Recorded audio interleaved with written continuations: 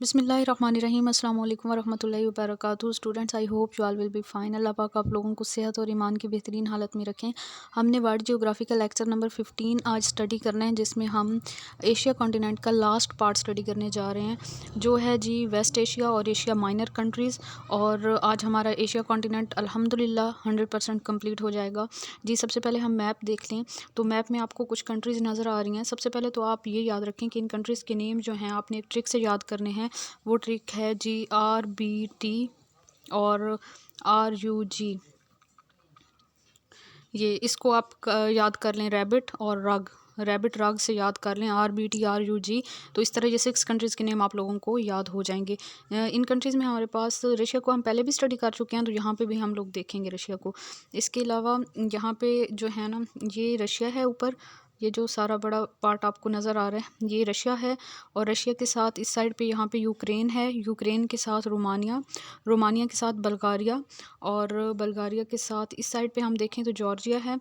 और बाकी ये जो ब्लू कलर में लिखे हुए आपको नज़र आ रहे हैं, number 1, number 2, number 3, number 4 and number 5 और नंबर 6 में आपके पास टर्की आ जाता है। टर्की नीचे की तरफ है, वो मैं आपको अभी ऊपर करके दिखाती हूँ। और इधर सेंटर में हमारे पास जी ब्लैक सी आ जाता है, और ब्लैक सी के अंदर जो है एक एरिया आ जाता है जिसका नाम क्रीमिया है, CRIMEA। क्रीमिया डिस्प्यूटेड एरिया है बिटवीन यूक्रेन एंड रशिया। ठीक है, ये कंट्री नहीं है बल्कि एक डिस्प्यूटेड एरिया है बिटवीन यूक्रेन एंड रशिया। इसके अलावा टोटल ये 6 कंट्रीज़ हो गई। और यहाँ पे इस साइड पे जो वाटर है ये है सी ऑफ मरमारा, और इस साइड पे अज़रबैजान भी आ जाता है, और यहाँ पे आर्मीनिया भी है। लेकिन अज़रबैजान और आर्मीनिया जो है वो इन कंट्रीज़ में हम स्टडी नहीं करेंगे, इनको अलग से स्टडी करेंगे। कैस्पियन सी है इस साइड पे। अब यहाँ से एक इंपॉर्टेंट क्वेश्चन आ सकता है कि कैस्पियन सी और ब्लैक सी के दरमियान कौन से 3 कंट्रीज़ मौजूद हैं। तो इन 3 कंट्रीज़ को आप अच्छे से याद करें, इनके नेम के कैस्पियन सी और ब्लैक सी के दरमियान जॉर्जिया, आर्मीनिया और अज़रबैजान हैं। जॉर्जिया और आर्मीनिया जो है वो तो सीज़ को टच कर रहे हैं। जो जॉर्जिया है वो ब्लैक सी को टच कर रहा है, और आर्मीनिया जो है, सॉरी अज़रबैजान जो है वो कैस्पियन सी को टच कर रहा है, लेकिन आर्मीनिया जो है वो किसी भी सी को टच नहीं कर रहा, वो इन दोनों कंट्रीज़ के साथ अटैच है। ठीक है, यहाँ से ये चीज़ याद रखें। अब टर्की की मैं बात कर रही थी ना, तो टर्की जो है वो यहाँ पे प्रेजेंट है, और टर्की का कुछ पार्ट जो है वो इधर है, जो कि इस्तंबुल है वो यहाँ पे है, और टर्की इधर, मतलब 5% जो है टर्की वो ऊपर है, और यहाँ पे 95% टर्की जो है वो नीचे की तरफ है। 5% टर्की मीन कि जो इस्तंबुल है वो यूरोप में आ जाता है, ये वाला पार्ट इसका, और बाकी जो 95% टर्की है वो एशिया कॉन्टिनेंट में आ जाता है। ठीक है, यहाँ पे एक माउंटेन है, इसका याद रखें नाम कोहे जूदी, ये टर्की में है। इसके अलावा एक माउंटेन रेंज है टेक्टस माउंटेन रेंज, ये भी टर्की में है, ये भी याद रखें। और इस साइड पे सी पहले मैंने आपको बता दिया, ये मारमारा सी है। तो ये हमारा मैप था। इसके अलावा फ़िज़िकल मैप अगर हम देखें तो फ़िज़िकल मैप में आपको नज़र आ रहा है यहाँ पे जी, फ़िज़िकल मैप में ब्लैक सी आपको नज़र आ रहा है। ब्लैक सी के साथ वही इस्तंबुल आ गया, मीन के 5% टर्की आ गया, और इसके साथ ये बाकी टर्की का 95% यहाँ पे आ जाता है। और यहाँ पे जो वाटर है, यहाँ पे एक स्ट्रेट बन रही है जिसका नाम है बॉस्फोरस स्ट्रेट, बॉस्फोरस स्ट्रेट है। और बॉस्फोरस स्ट्रेट जो है यहाँ से ब्लैक सी को और इस साइड से जो है मरमारा सी को आपस में कनेक्ट करती है। ये याद रखें कि ये वाली स्ट्रेट कौन से 2 वाटर बॉडीज़ को कनेक्ट कर रही है, ब्लैक सी को और मरमारा सी को, और कौन से 2 लैंड बॉडीज़ को सेपरेट कर रही है, इस्तंबुल और टर्की को, मीन के टर्की के ही 2 पार्ट्स को आपस में सेपरेट कर रही है। इसके अलावा यहाँ पे बल्गारिया है, और यहाँ पे मरमारा सी आगे जो है यहाँ से फिर एक स्ट्रेट बन जाती है। यहाँ पे आप देखें रेड कलर की एक स्ट्रेट है जिसका नाम है दर्दनेले स्ट्रेट। दर्दनेले स्ट्रेट जो है यहाँ पे प्रेजेंट है, जो कि मरमारा सी और अजन सी और मरमारा सी को आपस में कनेक्ट करती है। ये इस तरह याद किया करें क्योंकि MCQs में इस टाइप के क्वेश्चन आ सकते हैं। और जो अजन सी जो है वो है मेडिटेरेनियन सी का पार्ट है। ठीक है, ये 2 सिंपल से मैप से बस इधर हम यही 2 मैप देखेंगे, यही 2 इंपॉर्टेंट मीन कि यहाँ से जितने भी क्वेश्चंस बन रहे हैं वो मैंने आपको बता दिए।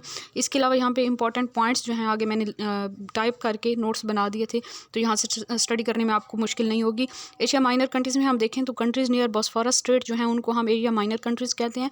RBT RUG याद रखें, रैबिट राग याद रखें, और इनके नेम आपको याद हो जाएंगे। Romania, Bulgaria, Turkey, Russia, Ukraine, Georgia. उसके बाद जो इंपॉर्टेंट पॉइंट मैंने यहाँ पे लिखा है, जो कि मैंने आपको बताया था कि क्वेश्चन आ सकता है इस टाइप का कि कैस्पियन सी और ब्लैक सी के दरमियान कौन से 3 कंट्रीज़ हैं, तो उनके नेम याद रखें, जॉर्जिया, अज़रबैजान एंड आर्मीनिया। उसके बाद क्रीमिया जो है ये कोई कंट्री नहीं है, ये डिस्प्यूटेड एरिया है, ये एक यूँ कह लें कि पेनिनस्यूला है। जो क्रीमिया है ये एक पेनिनस्यूला है, और ये डिस्प्यूटेड एरिया है between Russia and Ukraine, and it was part of Ukraine and gain freedom from 1991। पहले ये यूक्रेन का पार्ट था, बाद में जो है इन्होंने आज़ादी हासिल की थी 1991 में। रशिया ने फिर क्रीमिया के ऊपर अटैक किया लिया था क्रीमिया पेनिनसुला के ऊपर and took control of it in 2014। 2014 में रशिया ने इस पर कंट्रोल कर लिया था और इसको अपने कंट्रोल में ले लिया था, और रशिया और यूक्रेन की फिर जो है वो जंग भी हुई थी इस बात पे। Crimea is peninsula in Black Sea, और ये पेनिनसुला ब्लैक सी के अंदर प्रेजेंट है। उसके बाद जी फिजिकल मैप के जो इंपॉर्टेंट पॉइंट है वो आप देखें तो दरदनेला स्ट्रेट जो है वो कनेक्ट करती है मारमारा सी को एजन सी के साथ, ये मैंने आपको पहले ही बताया, और एजन सी जो है वो मेडिटेरेनियन सी का पार्ट है। Bosphorus straight is narrowest straight in the world, important point है कि दुनिया में सबसे तंग स्ट्रेट जो है वो बोस्फोरस स्ट्रेट है। It's very important for Turkey, ये टर्की के लिए बहुत ज़्यादा इंपॉर्टेंट है क्योंकि तुर्की जो है वो यहाँ से टैक्स कलेक्ट करता है, जो भी लोग वहाँ से गुजरते हैं तो वहाँ से टैक्स लिया जाता है, तो टर्की को फ़ायदा होता है। And this strait connects Black Sea and Marmara Sea, और ये ब्लैक सी और मारमारा सी को आपस में कनेक्ट करती है और इस्तंबुल और टर्की को सेपरेट करती है। दो लैंड बॉडीज़ जिनको ये सेपरेट कर रही है उनके नेम भी याद रखें, Istanbul and Turkey. The Ottoman Empire in 1914 was commonly known as the sick man of Europe. Turkey जो था पहले ऑटोमन एम्पायर का पार्ट था, बाद में जो है वो टर्की अलहदा से कंट्री बन गया था, और ऑटोमन एम्पायर में काफ़ी सारी कंट्रीज़ आ जाती थी। तो सल्तनत उस्मानिया जिसे हम कहते हैं 1914 में, और इसको जो है कॉमनली अल्लामा मोहम्मद इकबाल रहमतुल्लाह अलैह ने ऑटोमन एम्पायर को कहा था the sick man of Europe, a sign that the once great power was crumbling. Mean के उस टाइम जो है ऑटोमन एम्पायर को ख़तरा था और वो टूटने वाली थी ये सल्तनत, और बाद में जो है ऐसा ही हुआ था, ये सल्तनत टूट गई थी और सारे मुल्क जो थे वो बिखर गए थे। तो इसको क्या कहा जाता है, the sick man of Europe. ये भी कह सकते हैं कि यूरोप में बहुत से मसले मसाइल हुए ऑटोमन एम्पायर की वजह से, तो इस वजह से भी the sick man of Europe कहा जाता है। में इनके डिफरेंट पॉइंट ऑफ व्यूज़ होते हैं। G7 ऑर्गेनाइजेशन, ये एक ऑर्गेनाइजेशन है यहाँ की, founded in 1975। Group of worlds advanced economies, यहाँ पे जितने भी मुल्क हैं G7 में 7 मुल्क हैं, और वो सातों मुल्क जो हैं बहुत ज़्यादा रिच कंट्रीज़ हैं, बहुत ज़्यादा स्ट्रॉन्ग कंट्रीज़ हैं। Countries like Canada, France, Germany, Italy, Japan, UK, US as well as European union, ये सारे जो हैं इनमें नेम याद रखें इनके G7 कंट्रीज़। अच्छा जी, रशिया ने 2014 में क्रीमिया के ऊपर अटैक किया था, और 2014 में ही रशिया जो है वो G7 का मेंबर बन गया था, और G7 में 7 की बजाय अब 8 कंट्रीज़ हो गई थी, तो इसका नेम चेंज हो गया था, G8 हो गया था। फिर बाद में रशिया ने छोड़ दिया G8 को, तो दोबारा से जो है फिर G7 ऑर्गेनाइजेशन रह गई थी। उसके बाद जी टर्की की बात करें तो टर्की जो था पहले ये ऑटोमन एम्पायर का पार्ट था। फाउंडर जो था ऑटोमन एम्पायर का और फर्स्ट किंग जो था वो उस्मान गाजी था। उसके बाद प्रोमिनेंट किंग जो था वो कहीं दरमियान में था, मीन के ना स्टार्टिंग में ना एंड पे। उनका नाम था सुल्तान मोहम्मद फ़ातेह, इंपॉर्टेंट है, याद रखें, ये भी ऑटोमन एम्पायर का प्रोमिनेंट किंग है, ठीक है। लास्ट किंग जो थे वो अब्दुल मजीद टू थे, और अर्तुगरुल गाजी जो थे उन्होंने अफ़गानिस्तान से हिजरत की थी, टर्की गए थे वो।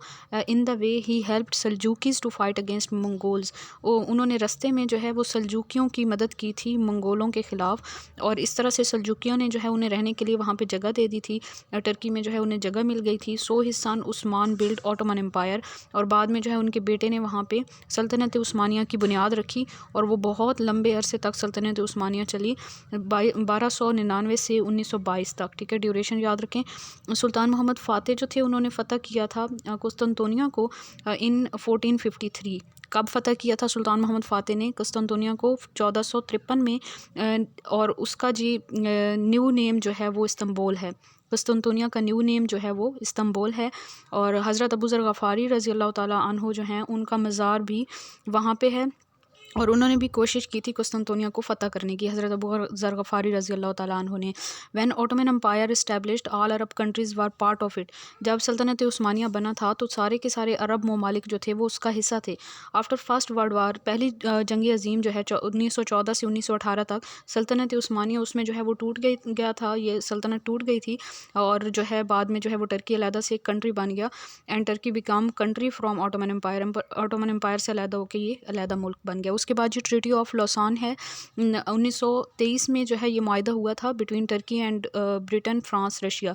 ब्रिटेन, फ्रांस, रशिया और टर्की के दरमियान जो है ये मुआहदा हुआ था। इस मुआहदे के अहम पॉइंट यहाँ पे मैंने टाइप किए हैं, यहाँ पे नोट्स में दिए हैं। इसका जो था पहला पॉइंट ये था कि खिलाफत को ख़त्म कर दिया जाएगा, सल्तनत उस्मानिया को ख़त्म कर दिया जाएगा, और टर्की जो है वो बिकम अ रिपब्लिक, और टर्की जो है वो एक अलहदा से मुल्क बन जाएगा। Turkey can not get oil and all other important minerals from from its own land for 100 year.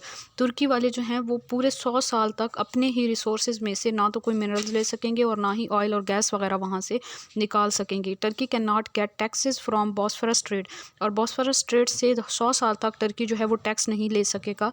And Bosphorus strait would remain an international area, और बॉस्फोरस स्ट्रेट जो है वो टर्की के अंडर नहीं होगी बल्कि on the whole international area रहेगी, कोई भी मुल्क से यूज़ कर सकता है। फ्रीडम फाइटर हैं मुस्तफ़ा कमाल, जिनका नाम अतातुर्क भी उनको बोला जाता है, who was the member of army of last caliph Abdul Majid to.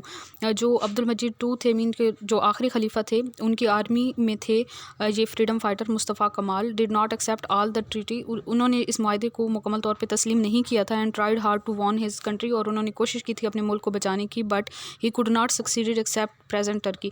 मतलब कि उन्होंने कंट्री नहीं बल्कि ओटोमन एम्पायर को बचाने की कोशिश की थी, लेकिन वो बचा नहीं सके थे। जस्ट जो है वो टर्की को ही बचा सके थे, बाकी सल्तनत उस्मानिया जो है वो टूट गई थी। ड्यूरिंग दोज डेज तहरीक खिलाफत वाज आल्सो स्टार्टेड, उन्हीं दिनों में तहरीक खिलाफत भी स्टार्ट हुई थी। मीन के डिफरेंट जो मुस्लिम दुनिया है उन्होंने कोशिश की थी ओटोमन एम्पायर को बचाने की। उसके बाद जी नहीं बचा सकी थी मुस्लिम दुनिया की कोशिश, कामयाब नहीं हुई थी। तो वहाँ पे तुर्की में जो है वो नकाब पे भी पाबंदी लगा दी गई थी, वेल पे पाबंदी लगा दी गई थी, और अजान पे भी पाबंदी लगा दी गई थी। और जो अतातुर्क थे मीन के, उन्होंने कोशिश की कि अपनी कौम को बचा सकें, तो उन्होंने जो है उनकी ये नाजायज़ शर्तें भी मान ली। मीन के नकाब पे भी पाबंदी लगा दी गई और अजान पे भी, खुलेआम अजान भी नहीं दी जाती थी। हाजिया सोफिया मस्जिद के बारे में आप लोग अच्छे से जानते होंगे। When Sultan Mohammed Fatih conquered Istanbul, he change it to from church to mosque. जब सुल्तान मोहम्मद फ़ातिह ने इस्तांबुल को फ़तह किया था, तो उन्होंने जो है पहले ये चर्च था, इस चर्च को उन्होंने चेंज करके मस्जिद बनाई थी 1453 में। सुल्तान मोहम्मद फ़ातिह ने 1453 में चर्च से मस्जिद में चेंज किया था, ठीक है। उसके बाद अतातुर्क जो थे उन्होंने चेंज किया था, मस्जिद को म्यूज़ियम में चेंज कर दिया था। ये याद रखना है कि किसने किस में चेंज किया था। अतातुर्क जो थे उन्होंने मस्जिद को म्यूज़ियम में चेंज किया था, कब? 1935 में। 1453 में सुल्तान मोहम्मद फ़ातिह ने चर्च को मस्जिद में चेंज किया था, फिर 1935 में अतातुर्क ने मस्जिद को म्यूज़ियम में चेंज किया था, और फिर सैयद तैयब उर्दगान जो थे उन्होंने दोबारा म्यूज़ियम को मस्जिद में चेंज किया था 1920 में। इंपॉर्टेंट पॉइंट है लास्ट में। सैयद तैयब उर्दगान जो थे उन्होंने दोबारा म्यूज़ियम को मस्जिद में चेंज किया 1920 में। अतातुर्क जो थे वो 1938 को फौत हुए थे। टर्की डिक्लेयर रिपब्लिक इन 1923, 1923 में जो है टर्की को रिपब्लिक डिक्लेयर किया गया बाय अतातुर्क। मौलाना रूम जो है वो कोनिया में दफन है, और मौलाना रूम जो है वो पैदा कहाँ पे हुए थे? बलग में पैदा हुए थे, अफ़गानिस्तान में। और वो एक स्पिरिचुअल टेक्स्ट राइटर थे, मीन के मसनवी नगार थे, मसनवी मानवी से जो है वो बहुत ज़्यादा मशहूर हैं इस वजह से।